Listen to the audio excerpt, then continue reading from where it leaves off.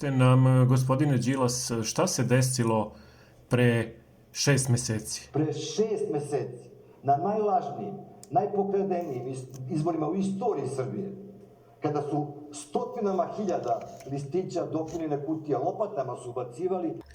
Dakle, vi tvrdite da su izbori u junu pokradeni.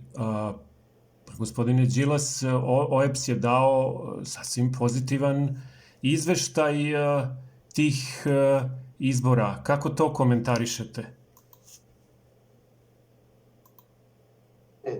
Na najlažnijim, najpokradenijim izborima u istoriji Srbije, kada su stotinama hiljada listića dopunjene kutije lopatama su ubacivali.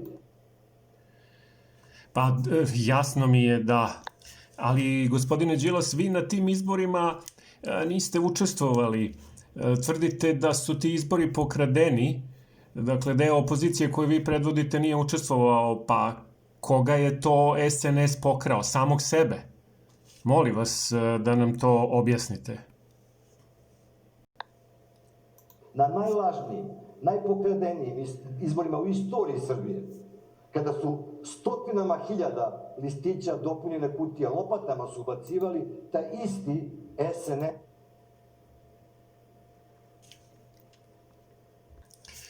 Ako sam vas dobro shvatio, gospodine Đilas, oni su lopatama ubacivali glasačke listiće, to stotine hiljada listića. Ako možete samo da nam kažete koje su to lopate bile u pitanju, one za sneg ili one obične lopate? 6 meseci, na najlažnijim, najpokradenijim izborima u istoriji Srbije, kada su stotinama hiljada listića dopunjene kutije lopatama su ubacivali.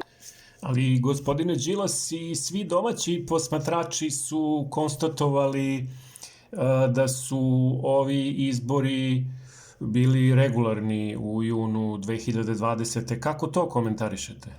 Na najlažnijim, najpokradenijim izborima u istoriji Srbije, kada su stotinama hiljada listića dopunjene kutije lopatama su ubacivali, taj isti.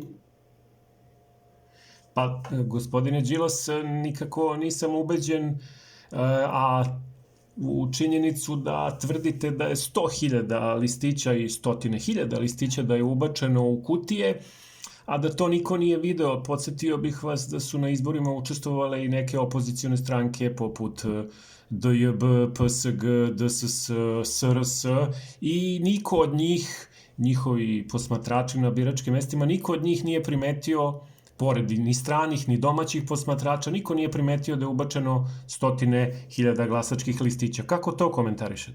Stotinama hiljada listića dopunjene kutije lopatama su ubacivali.